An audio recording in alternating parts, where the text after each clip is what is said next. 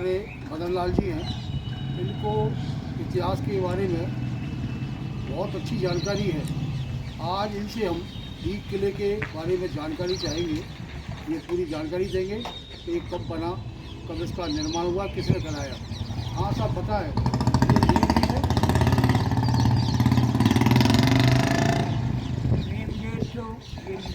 आ जाओ साहब, अरे आ जाओ, आ जाओ प्लीज। अरे नहीं आप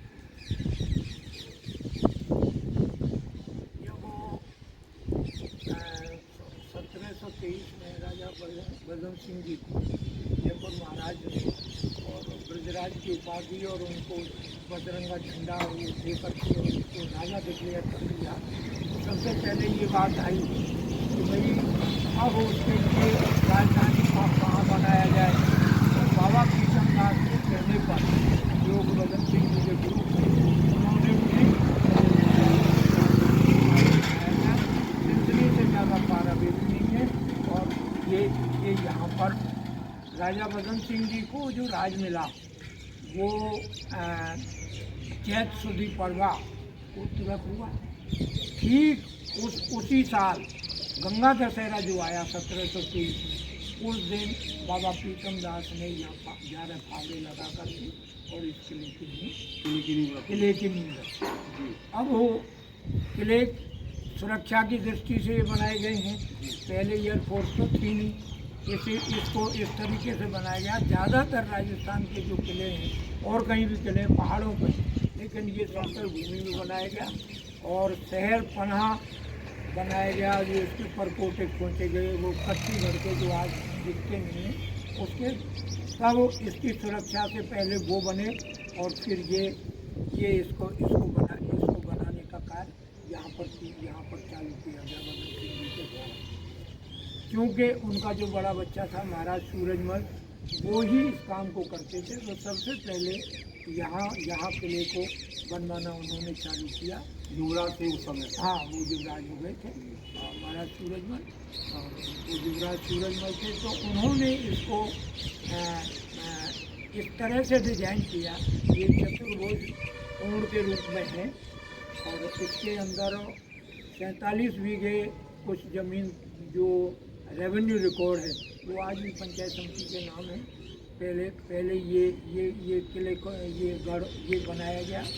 इसके पास में जो सबसे पहले वो जो गेट है, बाहर वाला गेट है, उसको घूंघट गेट कहते हैं। बंद कर ले वीडियो। ये घूंघट गेट कहलाता है। घूंघट गेट का मतलब ये है कि इस गेट से जैसे पर्दे में औरत का मुंह नहीं दिखता है, तो इसमें अंदर कुछ नहीं दिखता है। ये घूंघट गेट है, जिससे एंट्रेंस होते हैं और इसके बाद आ जाओ।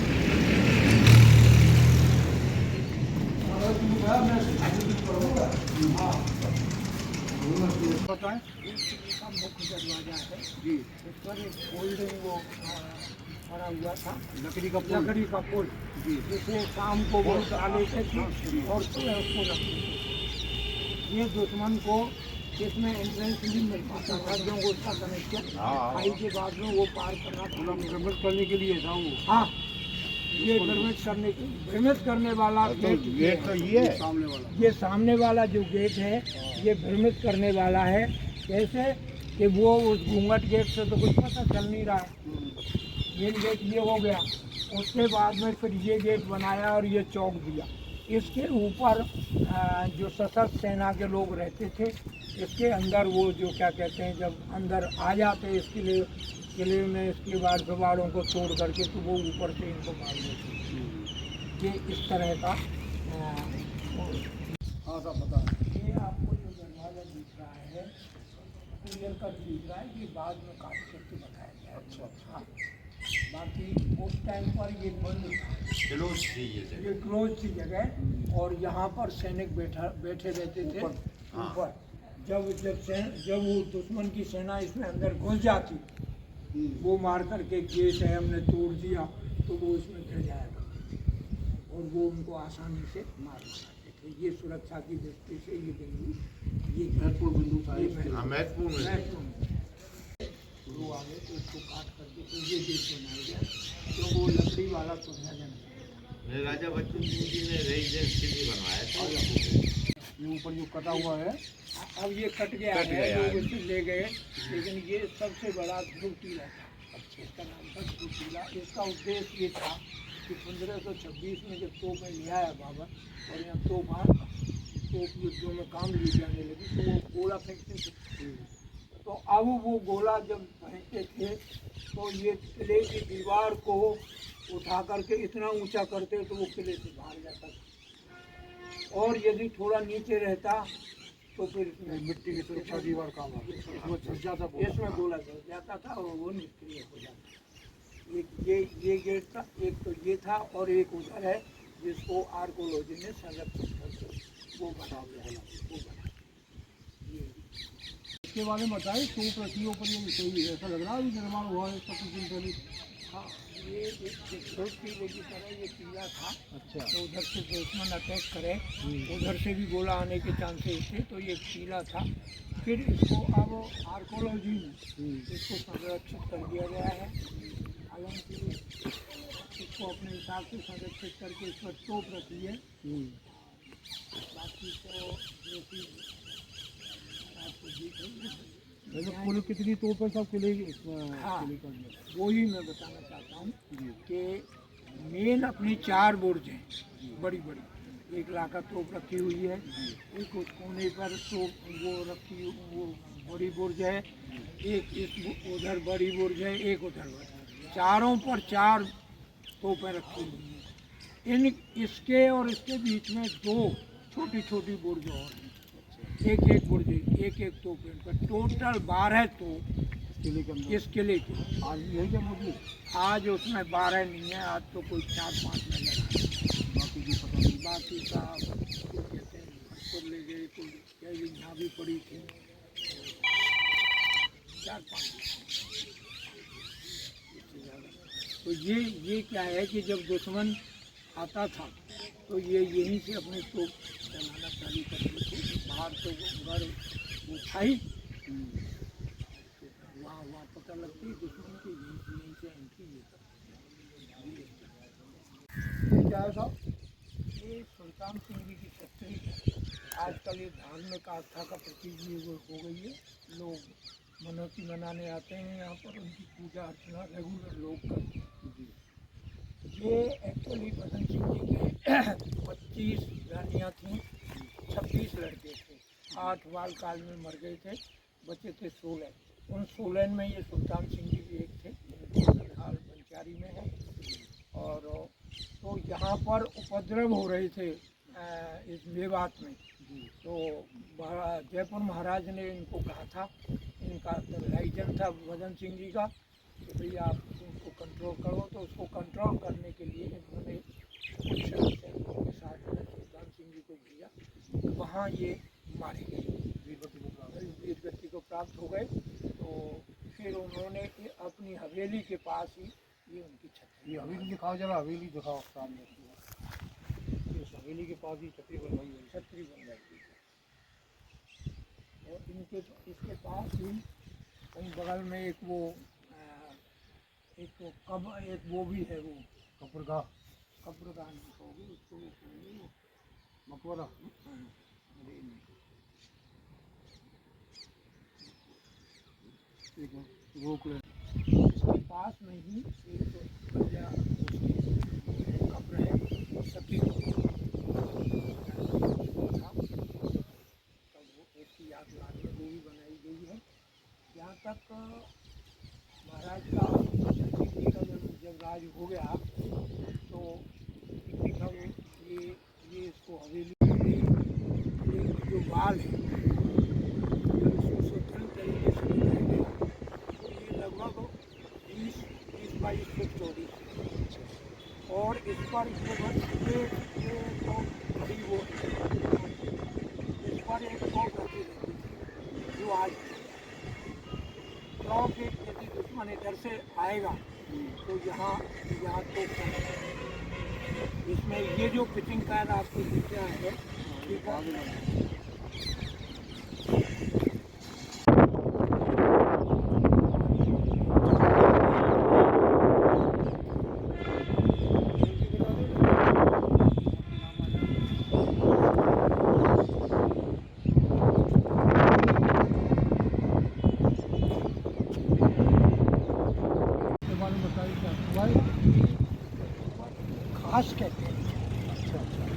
ये उस वक्त अम्बिशन भरने के लिए या अनाज वगैरह भंडारण के लिए काम आते हैं। ये दो हैं अम्बिशन भरा रहता था इमरजेंसी के लिए, इनको खास कहते हैं।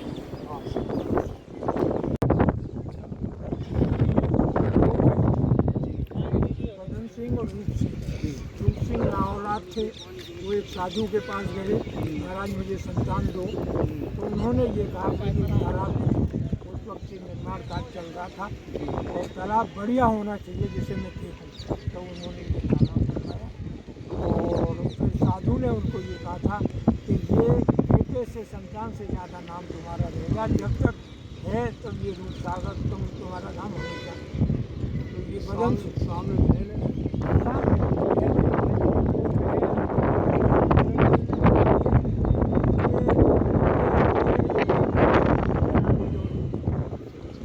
मदन सिंह पुराना जो है, हाँ, ये दो चौक की हवेली है, दो चौक है। ये मदन सिंह के बारे में कभी आगे हम चर्चा करेंगे।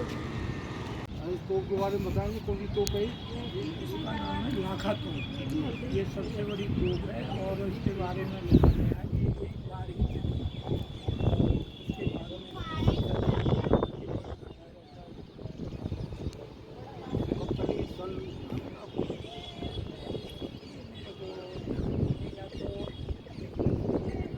दिल्ली पर चढ़ाई जब हुई था, दिल्ली की उस वक्त सूरजमल जी ने की थी। वैसे एग्जैक्ट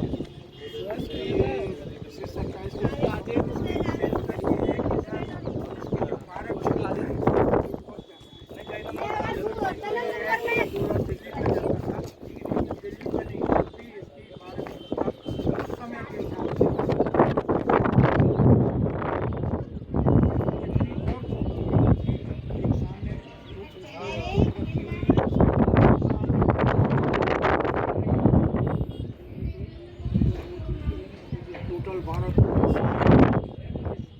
बताते कि सब जगह थी तो उस समय किसी आवाज़ से महिलाओं के घर।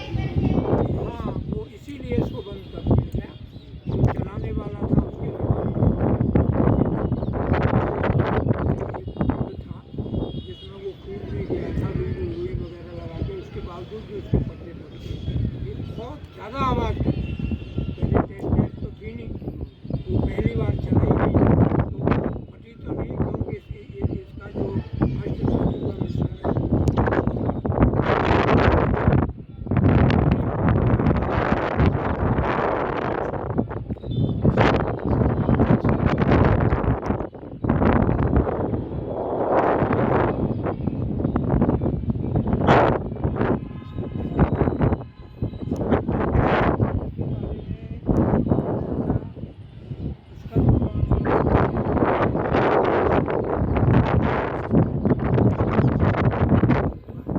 लेकिन जब मदन सिंह जी को बदले तो उनके जो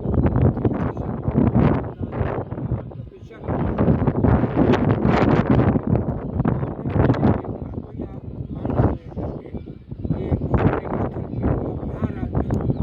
तब इसको ये डेवलपमेंट मिला है। ये जो सूरजमल के टाइम इधर से बसावट चालू की थी, पहलों से लेकर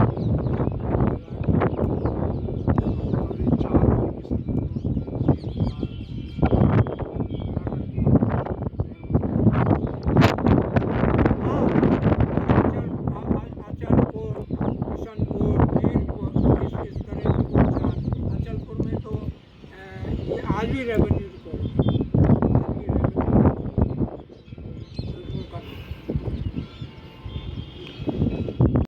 हाँ साहब बताएं इस बिल्डिंग के बारे में। हवेली क्या है? ये हवेली है, मदन सिंह जी की हवेली कहलाती है। किले की दीवारों से पहले ये बना, फिर किले की दीवारें बनी और ये उन्होंने अपने रहने के लिए बनाया।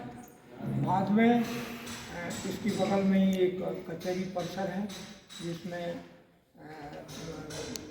जेल भी रही, स्कूल भी चले, इसमें पंचायत समिति का कार्यालय रहा। अब इसका ओरिजिनल स्वरूप निकाला गया है, इसमें पार्टीशन वगैरह कर दिए थे। और एक बार तो इसकी जो दीपाली मिनिस्टर थी तब इसका संरक्षण हुआ था बीजेपी के टाइम। 2 बार उस टाइम पे ही पैसा आया। अभी गहलोत सरकार ने भी दिया तो अभी दिया है, जिसमें उसने कोई म्यूजियम बनना बताया, संग्रहालय बनेगा और कार्य चल रहा है। इसको इनको ये क्या करते हैं साहब, ये संरक्षण करते हैं। जैसे मान लो ये टूटा है, ये टूट गया तो इसको निकाल करके ऐसा ही लगाएंगे उसी हिसाब से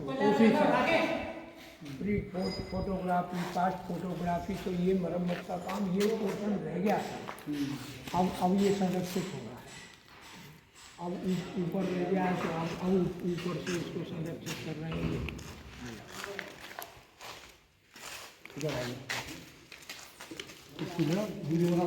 और बना लो ये भी अंडरग्राउंड है।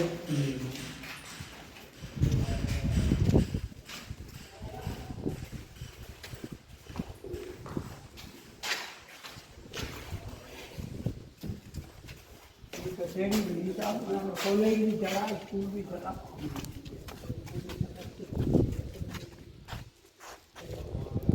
मैं यदि निकल लो तो लगाएंगे, ये लगाएंगे। कॉलेज से शायद 77 की 78 मास्टर आदेश जी शिक्षा हाँ, मंत्री तो शुरुआत में जब खुला था मास्टर राजेंद्र जी वित्त मंत्री थे, तब ये पहला बैच यहीं चला कॉलेज का। हाँ, पहला बैच यहीं चला। जैसे ये कचहरी के नाते, फिर स्टेट टाइम पर ये जेल भी है। क्योंकि जब पदम सिंह जी ने जब अपने महल बना दिए तो कचहरी चल रही है, फिर यहाँ कचहरी, फिर वो रेजिडेंस हो गया था यहाँ पे वो कचहरी है।